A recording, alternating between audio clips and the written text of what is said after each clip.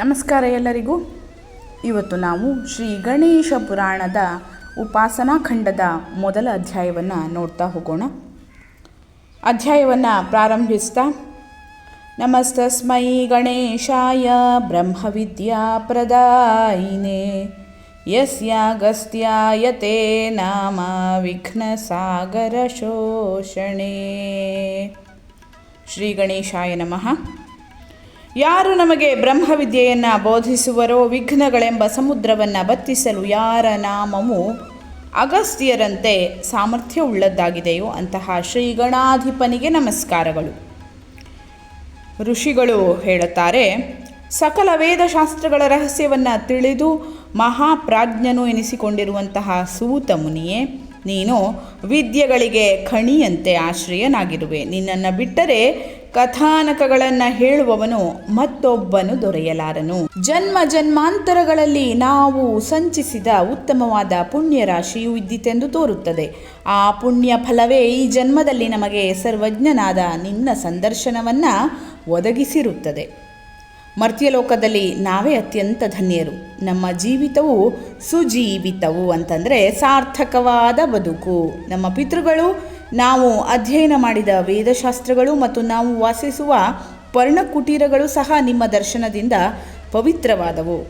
ಓ ಮಹಾತ್ಮನೇ, ನೀನು ನಮಗೆ 18 ಪುರಾಣಗಳನ್ನು ವಿಸ್ತಾರವಾಗಿ ಕಥೆಯ ರೂಪದಲ್ಲಿ ಹೇಳಿರುವೆ.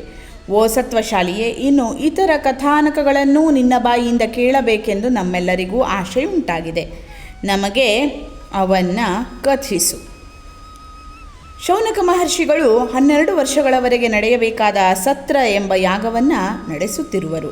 ಈ ಅವಧಿಯಲ್ಲಿ ನೀನು ಹೇಳುವ ಕಥೆಗಳನ್ನು ಕೇಳುತ್ತಿರುವ ನಮಗೆ ಅಮೃತವನ್ನು ಪಾನ ಮಾಡಿದಷ್ಟು ಆನಂದ ಉಂಟಾಗಿ ಬೇರೆ ವಿಧವಾದ ವಿಶ್ರಾಂತಿಯೇ ನಮಗೆ ಬೇಡವಾಗುವುದು.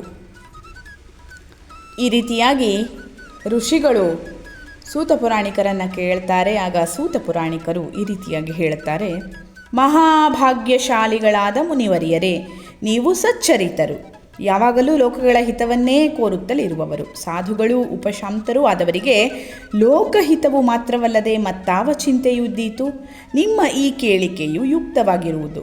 ಓ ಬ್ರಾಹ್ಮಣೋತ್ತಮರೇ, ಕಥೆಗಳನ್ನು ಹೇಳಬೇಕೆಂದರೆ ನನಗೆ ಉತ್ಸಾಹವೂ ಸಂತೋಷವೂ ಆಗುವುದು. ಅದರಲ್ಲೂ ತಮ್ಮಂತಹ ಸದ್ವೃತ್ತರಿಗೆ ತಿಳಿಸಬೇಕೆಂದರೆ ವಿಶೇಷವಾದ ಹುರುಪು ಉಂಟಾಗುವುದು. ಆದುದರಿಂದ ನಾನು ಕಥೆಗಳನ್ನು ಸಂತೋಷದಿಂದ ಹೇಳುವೆನು. 18 ಮಹಾಪುರಾಣಗಳಂತೆ ಉಪಪುರಾಣಗಳು ಸಹ 18 ಇವೆ. ಗಣೇಶ, ನಾರದೀಯ, ನೃಸಿಂಹ ಮುಂತಾದವುಗಳೇ ಈ 18 ಉಪಪುರಾಣಗಳ ಹೆಸರುಗಳು. ಈ 18 ಉಪಪುರಾಣಗಳಲ್ಲಿ ಮೊದಲು ಗಣೇಶ ಪುರಾಣದ ಕಥೆಗಳನ್ನೇ ಹೇಳುವೆನು. ಮರ್ತ್ಯಲೋಕದಲ್ಲಿ ಈ ಉಪಪುರಾಣದ ಕಥೆಗಳನ್ನು ಹೇಳುವವರು ಅತಿ ವಿರಳ. ಈ ಕಥೆಗಳನ್ನು ಕೇಳುವುದಕ್ಕೆ ವಿಶೇಷವಾಗಿ ಮರ್ತ್ಯಲೋಕದಲ್ಲಿ ಬೇರೆ ಎಲ್ಲೂ ಸಾಧ್ಯವಿಲ್ಲ. ಈ ಪುರಾಣಕ್ಕೆ ನಾಯಕನಾದ ಶ್ರೀ ವರಸಿದ್ಧಿವಿನಾಯಕನನ್ನು ಸ್ಮರಿಸಿದೊಡನೆಯೇ ನರನು ಕೃತಕೃತ್ಯನಾಗುವನು. ಮಾಡಬೇಕಾದ ಕರ್ತವ್ಯಗಳನ್ನು ಮಾಡಿದಂತೆ ಆಗುವುದು. ಶ್ರೀ ಮಹಾಗಣಪತಿಯ ಮಹಿಮಾತಿಶಯವನ್ನು ವರ್ಣಿಸಲು ಸಹಸ್ರ ಹೆಡೆಗಳುಳ್ಳ ಆದಿಶೇಷನಿಗಾಗಲಿ ಅಥವಾ ಸಕಲ ಚರಾಚರ ಪ್ರಪಂಚವನ್ನು ಚಿತ್ರ ವಿಚಿತ್ರವಾಗಿ ಸೃಜಿಸಬಲ್ಲ ಚತುರ್ಮುಖ ಬ್ರಹ್ಮನಿಗಾಗಲಿ ಸಾಮರ್ಥ್ಯವಿಲ್ಲ. ಎಂದ ಮೇಲೆ ಪಾಮರನಾದ ನನ್ನ ಪಾಡೇನು? ಆದರೂ ತಾವು ಕಥೆ ಹೇಳಬೇಕೆಂದು ಅಪ್ಪಣೆಯನ್ನು ಮಾಡುತ್ತಿದ್ದೀರಿ. ತಿಳಿದಷ್ಟು ಕಥೆಗಳನ್ನು ಸಂಕ್ಷೇಪವಾಗಿ ಹೇಳುವೆನು. ಅನೇಕ ಜನ್ಮಗಳಿಂದಲೂ ಪುಣ್ಯವನ್ನು ಶೇಖರಿಸಿದವನಿಗಲ್ಲದೆ ಸಾಮಾನ್ಯರಿಗೆ ಈ ಕಥಾಶ್ರವಣದ ಯೋಗವು ದೊರೆಯುವುದಿಲ್ಲ.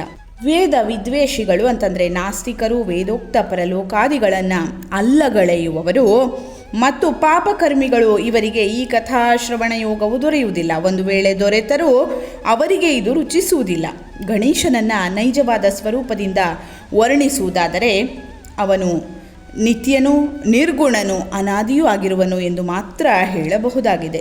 ಗಣೇಶಸ್ಯ ಸ್ವರೂಪಂ ನ ವಕ್ತುಂ ಕೇನಾಪಿ ಶಕ್ಯತೆ ತಥಾಪ್ಯುಪಾಸನಾಸಕ್ತೈರ್ನಿರ್ಗುಣಂ ತನ್ನಿರೂಪ್ಯತೆ. ಗಣೇಶನ ಸ್ವರೂಪವನ್ನು ವರ್ಣಿಸಿ ಹೇಳಲು ಯಾರಿಗೂ ಶಕ್ತಿಯೂ ಸಾಲದು. ಇವನು ವಾಂಗ್ಮನಗಳಿಗೆ ಅತೀತನು.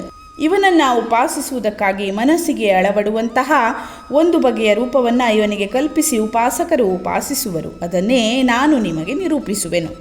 ಓಂಕಾರರೂಪೀ ಭಗವಾನ್ ಯೋ ವೇದಾದೌ ಪ್ರತಿಷ್ಠಿತಃ ಯಂ ಸದಾ ಮುನಯೋ ದೇವಾಃ ಸ್ಮರಂತೀಂದ್ರಾದಯೋ ಹೃದಿ. ಇವನ ನಿಜವಾದ ಸ್ವರೂಪವೇನೆಂದರೆ ಇವನು ಪ್ರಣವ ಅಂತಂದರೆ ಓಂಕಾರ ಸ್ವರೂಪನು, ಭಗವಂತನು, ವೇದಗಳಿಗೂ ಆಧಾರನು. ಇಂತಹ ಪರಾತ್ಪರ ವಸ್ತುವನ್ನೇ ಇಂದ್ರನೇ ಮೊದಲಾದ ದೇವತೆಗಳು, ಋಷಿಗಳು ಮನಸ್ಸಿನಲ್ಲಿ ಯಾವಾಗಲೂ ಧ್ಯಾನಿಸುತ್ತಿರುವರು. ಯಂ ಪೂಜಯಂತಿ ಸತತಂ ಬ್ರಹ್ಮೇಶಾನೇಂದ್ರ ವಿಷ್ಣವಃ ಯೋ ಹೇತು ಸರ್ವಜಗತಾಂ ಸರ್ವಕಾರಣ ಕಾರಣಂ. ಈ ವಿಭೂತಿಯನ್ನು ಬ್ರಹ್ಮ, ಈಶಾನ, ಮಹೇಂದ್ರ, ವಿಷ್ಣುಗಳು ಸರ್ವದಾ ಪೂಜಿಸುತ್ತಲೇ ಇರುವರು. ಇವನೇ ಸರ್ವ ಜಗತ್ತಿಗೂ ಕಾರಣನು, ಸೃಷ್ಟಿಕರ್ತನಿಗೂ ಇವನು ಆದಿಕಾರಣನು. ಬ್ರಹ್ಮನು ಇವನ ಅಪ್ಪಣೆಯನ್ನು ಪಡೆದೇ ಚಿತ್ರವಿಚಿತ್ರವಾದ ಪ್ರಪಂಚವನ್ನು ಸೃಜಿಸುವನು. ಸೃಷ್ಟ ಪ್ರಾಣಿಗಳನ್ನು ಸಂರಕ್ಷಿಸುವುದಕ್ಕೂ ಇವನ ಆಜ್ಞೆಯೇ ಕಾರಣ. ಇವನು ನಿಯಮಿಸದಿದ್ದರೆ ಲಯ ಕಾಲದಲ್ಲಿ ಶಿವನು ಈ ಜಗತ್ತನ್ನು ಸಂಹರಿಸಲಾರನು. ಜಗಜ್ಯೋತಿಯಾದ ಸೂರ್ಯನು ಇವನ ಆಜ್ಞೆಗೆ ಅಧೀನನು. ಗಾಳಿಯು ಬೀಸುವುದು, ನೀರು ದಿಕ್ಕು ದಿಕ್ಕುಗಳಿಗೆ ಹರಿಯುವುದು, ತೇಜಸ್ಸು ಭೂಮಿಗೆ ಬೀಳುವುದು ಮತ್ತು ಅಗ್ನಿಯು ಪ್ರಜ್ವಲಿಸುವುದು ಇವೇ ಮೊದಲಾದವು ಮೂರು ಲೋಕಗಳಲ್ಲೂ ನಡೆಯುವಂತಹ ಚಲನ ವಲನಾದಿ ವ್ಯವಹಾರವು ಇವನ ಅಪ್ಪಣೆಯಂತೆಯೇ ನಡೆಯುವುದು. ಮಹಾಮಹಿಮನಾದ ಗಣನಾಯಕನ ಈ ಚರಿತ್ರೆಯು ಬಹಳ ರಹಸ್ಯವಾದುದು. ಇದನ್ನು ಇಲ್ಲಿಯವರೆಗೆ ಯಾರಿಗೂ ನಾನು ಹೇಳಿಲ್ಲ. ಈಗ ನಿಮಗಾಗಿ ಹೇಳುವೆನು. ಅದರ ವಿಶ್ವಾಸಗಳಿಂದ ಎಲೈ ಬ್ರಾಹ್ಮಣರೇ ಕೇಳಿ. ಮೊದಲು ಈ ಕಥೆಯನ್ನು ಚತುರ್ಮುಖನು ಮಹಾ ತೇಜಸ್ವಿಯಾದ ವ್ಯಾಸಮುನಿಗೆ ಹೇಳಿದನು. ವ್ಯಾಸನು ಭೃಗು ಋಷಿಗೆ ಹೇಳಿದನು.